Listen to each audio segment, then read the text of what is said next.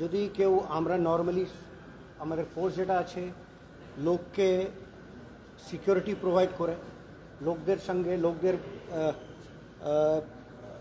লোকদেরকে যেন ভালো করে ওরা থাকতে পারে এই কাজে ব্যস্ত থাকে।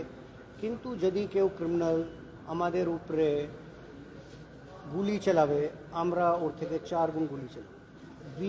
We are trained to fight this kind. We are basically trained for this. In case if somebody tries to fire at us, any of our this thing, we are trained to deal with it very strongly.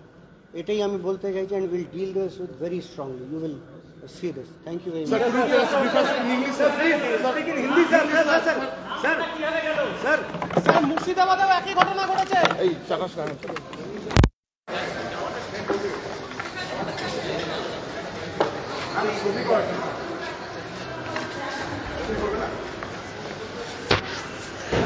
যে ঘটনা, দুজন police কর্মীকে গুলি করার ঘটনা, সেই ঘটনা নিয়েই কিন্তু সাংবাদিক বৈঠক হলো এই মুহূর্তে শিলিগুড়ি পুলিশ কমিশনারেটে। সরাসরি সেই লাইভ আপডেট আমরা তুলে ধরছি আপনাদের সামনে।